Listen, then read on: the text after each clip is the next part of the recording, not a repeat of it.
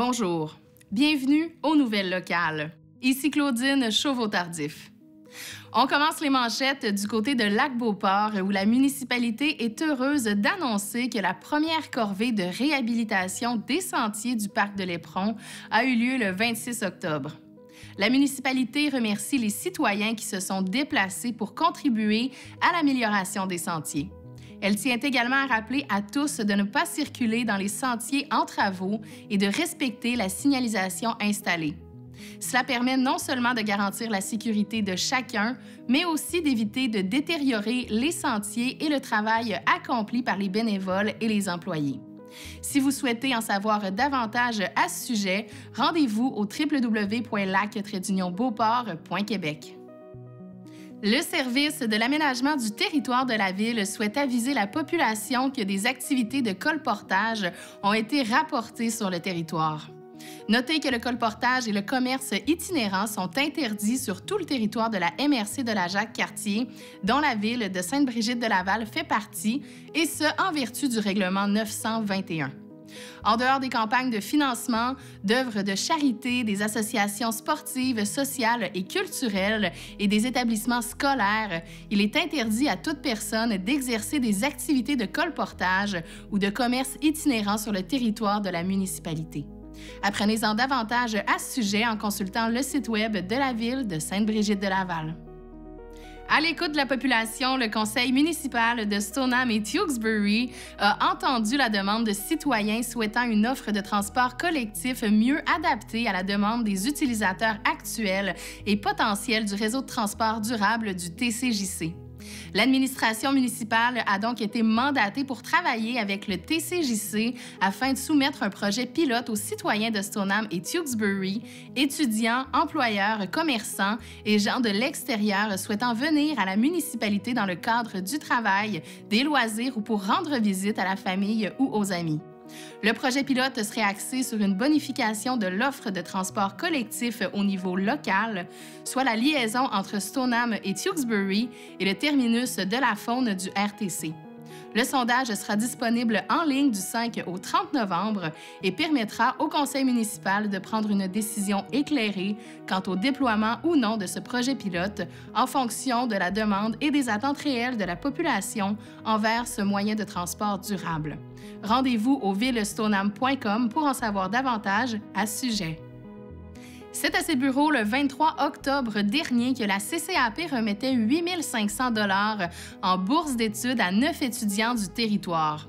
Accompagnés de leurs familles, les gagnants du programme très prisé de la CCAP ont pu profiter d'une soirée lors de laquelle leur parcours fut à l'honneur.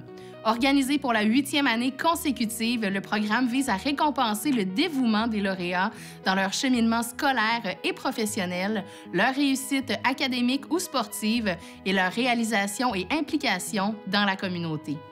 Découvrez les lauréats à la page 12 du journal L'Écho du Lac. Les Journées de la culture, ce sont 3 jours dédiés à l'art et la culture qui débutent le dernier vendredi du mois de septembre, durant lesquels il est possible de prendre part à diverses activités à travers le Québec. Depuis 1997, Culture pour tous, l'organisme initiateur du projet, orchestre cet événement permettant à la population de se familiariser à différentes formes de pratiques artistiques tout en faisant connaissance avec les artistes de sa communauté.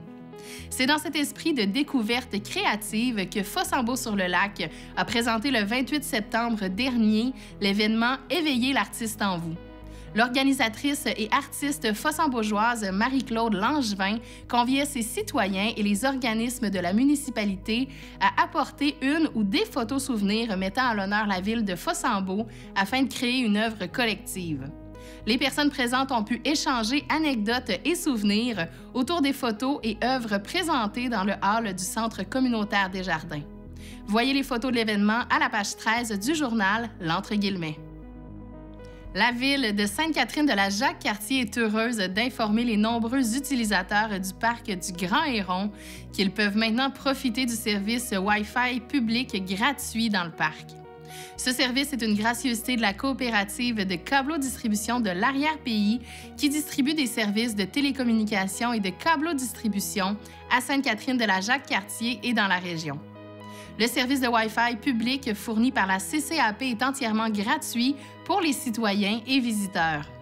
Les utilisateurs n'ont qu'à rechercher le nom CCAP dans la liste des réseaux disponibles à partir de leur appareil, accepter les conditions et c'est tout. À noter que les bornes offrent une couverture dans un rayon d'environ 300 pieds. Évidemment, les obstacles physiques comme un arbre ou un bâtiment peuvent réduire la distance dans la réception du réseau. Après cette première borne installée dans le parc du Grand Héron, dans le secteur du pavillon Desjardins, d'autres endroits sont actuellement en analyse afin de prolonger le réseau. Obtenez plus d'informations à la page 5 du journal Le Catrinois. Saviez-vous qu'à Shannon, une licence canine est requise pour chaque chien présent sur le territoire de la ville? Cette licence permet notamment de retrouver votre animal s'il s'égare. La plateforme Gestipat permet aux propriétaires de chiens d'enregistrer leur animal auprès de la ville sans avoir à se déplacer. En vertu de la réglementation municipale, l'obtention d'une médaille au coût de 35 $ par année est obligatoire. Bien que la médaille soit permanente, le droit est renouvelable annuellement. La médaille doit être attachée au cou de votre chien en tout temps et l'inscription à Gestipat est donc obligatoire.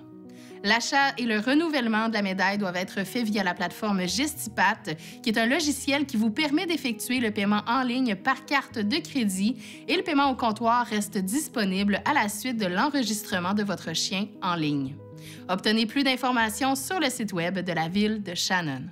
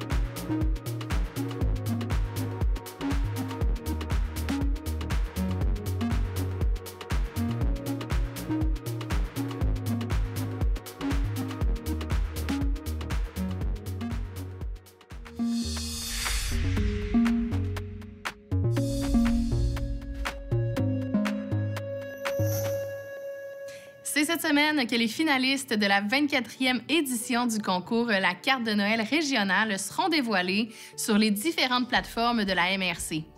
Parmi ceux-ci, parents, amis et tous les résidents de la MRC sont invités à voter pour leur œuvre préférée. La toile ayant reçu le plus de votes se méritera le prix coup de cœur du public. Le vote se fait via le site Internet de la MRC.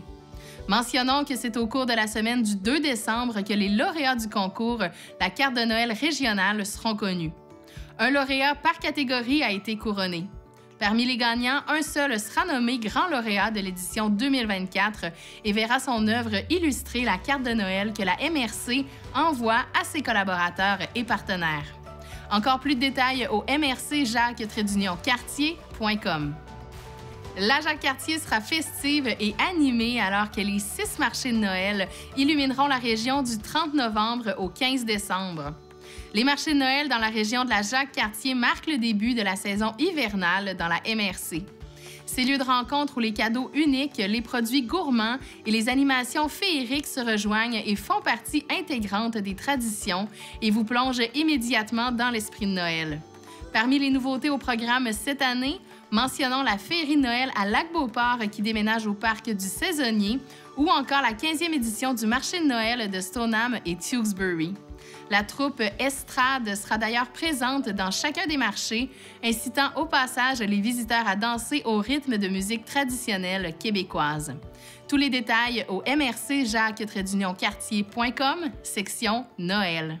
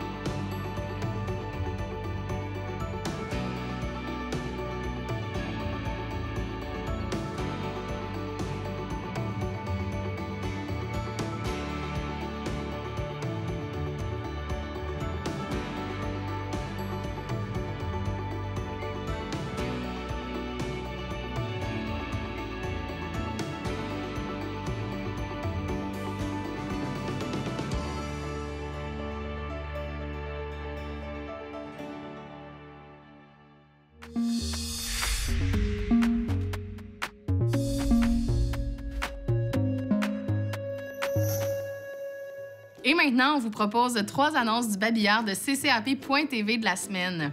D'abord, le Réseau des mères en affaires vous propose une activité de réseautage le 15 novembre à 9 h au Café Noisette. Une occasion parfaite pour rencontrer de nouveaux partenaires potentiels, échanger des idées et dynamiser votre réseau avant de vous attaquer à votre journée. Les consommations ou repas seront à vos frais. Pour obtenir plus d'informations et vous inscrire, rendez-vous au www.réseaumaresaffaires.com. Et ensuite, 3 postes sont en élection sur le conseil d'administration de la CCAP. Un poste universel, un poste pour Lac-de-Lage et Stoneham et Tewksbury, et finalement un 3e pour Lac-Beauport. Les personnes intéressées à présenter leur candidature peuvent le faire jusqu'au 15 novembre, 17 h. Pour obtenir le formulaire, contactez la CCAP par courriel à l'adresse info@ccapcable.com. Les votes auront lieu le 27 novembre à midi et l'annonce des administrateurs élus sera faite lors de l'Assemblée générale annuelle. Et finalement, le jeudi 21 novembre à 19 h 30, M. Louis Saint-Hilaire animera une conférence sur les petits fruits de la plantation à la récolte dans la salle Torrent du Centre socio-culturel Anne Hébert. Venez l'écouter pour parler des arbustes les plus populaires, bleuets, groseilles, gadelles, framboises et fraises.